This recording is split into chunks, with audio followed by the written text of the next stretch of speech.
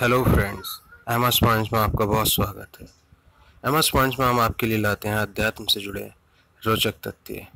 आज हम जिस रोचक तथ्य पे बात करने वाले हैं वो है कि पूरी दुनिया के अंदर कितने प्रतिशत लोग या कितने लोग अध्यात्म का अध्ययन करते हैं। चैनल को सब्सक्राइब और लाइक ज़रूर करें।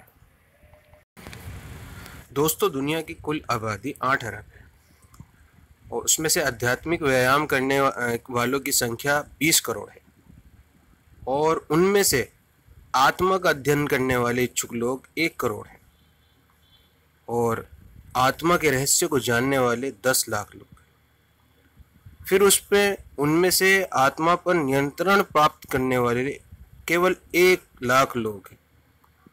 फिर उनमें से भी मोक्ष के द्वार पर पहुंचने वाले 10,000 लोग हैं। पूर्णतः मोक्ष को प्राप्त करने वाले उन 10,000 में से केवल 1,000 लोग। अब हम इस बात को समझते हैं कि इन आंकड़ों का क्या मतलब है। हम क्या कहना चाहते हैं इन आंकड़ों के उदाहरण देकर। इससे हम ये बतलाना चाहते हैं कि पूरे संसार की आबादी 8 अरब है, उसमें से केवल 20 करोड़ लोग आध्यात्मिक व्यायाम करते हैं, जिसे आज मॉडर्न लैंग्वेज के अंदर मेडिटेशन, योगा कहते हैं। इनमें से केवल 1 करोड़ लोग ही अपने शरीर के अंदर अपनी आत्मा के अस्तित्व को पहचान पाते हैं, जानते हैं कि हमारी शरीर के अंदर आत्मा का अस्तित्व क्या है, वो उसे महसूस करने लगते हैं। अपने शरीर से अलग एक और चीज़ को, जो कि उसके शरीर को चलाने वाली चीज़ है, आत्मा को महसूस करने लगते हैं, उसका अनुभव करने लगते हैं। और उनमें से केवल 10 लाख लोग ऐसे होते हैं जो उस आत्मा को पहचानने लगते हैं और उसके रहस्य को जानने लगते हैं, उसकी शक्तियों को पहचानने लगते हैं। आत्मा की शक्तियाँ किस प्रकार कार्य करती हैं वो उसे जानते हैं, समझने लगते हैं, क्योंकि अनुभव होने लगता है उन्हें। शुरुआत उनकी अनुभव करने से होती है। अनुभव करते करते उसके साथ उसको हर रोज़ उस पर ध्यान देने से वो उसको जानने लगते हैं। पहचान बढ़ जाती है अपनी आत्मा से, खुद से उनकी पहचान बढ़ती है। अपनी शक्तियों को पहचानने लगते हैं, मतलब अपनी आत्मा की शक्तियों को पहचानने लगते हैं।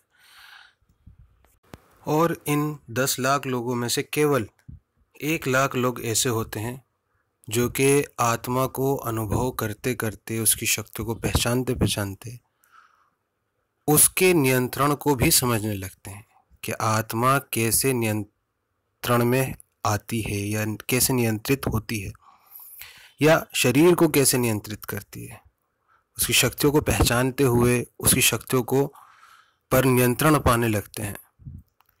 तो ऐसे लोग केवल 1 लाख लोग होते हैं पूरे संसार के अंदर, अनुमानित तौर पर, अनुमान लगाकर अगर बात की जाए। इन लोगों को आत्मा की शक्तियों का प्रयोग करना आता है। इन 1 लाख लोगों में से 10,000 लोग ऐसे होते हैं जो शक्तियों को नियंत्रित करते करते एक अलग ही लेवल पर पहुंच जाते हैं और उन्हें एक द्वार नजर आता है, मोक्ष का द्वार। क्योंकि उनकी शक्तियाँ, आत्मा की शक्तियाँ जो हैं वो संसार से परे होने लगती हैं और संसार की माया से ऊपर जाने लगती हैं। तो उन्हें एक मोक्ष का द्वार नज़र आता है और ये मोक्ष का द्वार जब उन्हें नज़र आता है तो इनका मन मोक्ष पाने का करता है और ये मोक्ष के मार्ग पर चल निकलते हैं। हालांकि ये द्वार अभी भी माया से ग्रस्त होता है, माया के अंदर ही से शुरुआत होती है इसकी। मतलब ये द्वार, मोक्ष के द्वार की शुरुआत माया के ऊपरी हिस्से, बिल्कुल ऊपर जाकर जो है, जहाँ पर अंत शुरू हो जाता है उसका, माया का, वहाँ से शुरू होती है। और केवल 1,000 लोग, इन 10,000 लोगों में से केवल 1,000 लोग ही मोक्ष को प्राप्त कर पाते हैं। बाकी 10,000 में से, मतलब बाकी 9,000 का क्या होता है?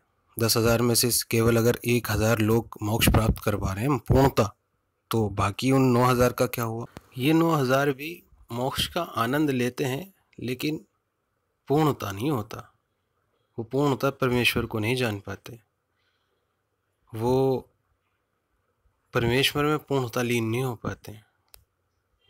उनका अपना कुछ अंश बच जाता है। वो अपनी आत्मा को पूरी तरह से लीन नहीं कर पाते हैं। वहाँ पर उनकी जो क्वालिटी होती है मोक्ष की, वो प्राइम नहीं होती है, मतलब श्रेष्ठ नहीं होती है। केवल 1000 लोग ही पूर्णतः मोक्ष को प्राप्त कर पाते हैं, और वो पूर्णतः मोक्ष को प्राप्त करने वाले हर धर्म में मौजूद होते हैं। किसी एक धर्म में नहीं, हर धर्म में मौजूद होते हैं। तो ये 1000 लोग कैसे इन बाकी 8 अरब लोगों से श्रेष्ठ हैं, इसकी बात जानी जाए। तो भाई इसको जान लेना भी ज़रूरी है कि इन लोगों के अंदर मोक्ष प्राप्ति के कारण, पूर्णता मोक्ष प्राप्ति के कारण देवत्व पैदा हो जाता है, और ये लोग जीव योनि से निकलकर देव योनि में पहुंच जाते हैं, और यहाँ तक कि परमात्मा का अंश हो जाते हैं। पूर्णतः मोक्ष प्राप्त करने के बाद ही सनातन धर्म की सिद्धि प्राप्त हो जाती है। वो जान जाते हैं कि सनातन धर्म क्या है, और जो लोग सिर्फ ढोल बजाते रहते हैं सनातन धर्म का, उन्हें असल में कुछ पता नहीं होता। सनातन धर्म है। हर धर्म की उत्पत्ति का उद्देश्य और रहस्य यहाँ छुपा होता है, इस बिंदु पे छुपा होता है।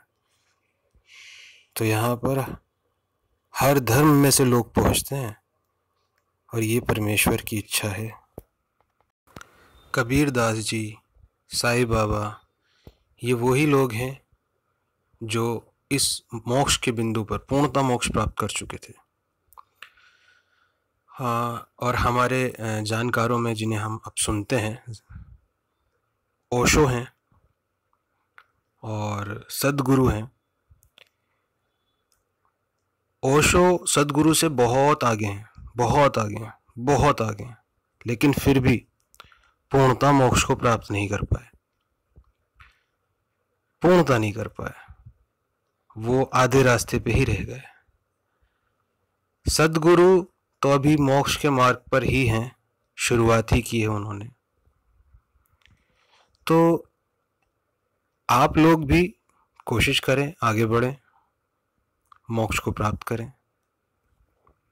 तन पिंजर है, मन है पंछी, पिंजरा तोड़ के उड़ जाए पंछी। तन पिंजर है, मन है पंछी, पिंजरा तोड़ के उड़ जाए पंछी। जन्म मरण का चक्र व्यथा है, शोक से मुक्ति अति उत्तम है। भोग विलास मोह माया तम है, मध्यम मार्ग ही सहज सुगम है।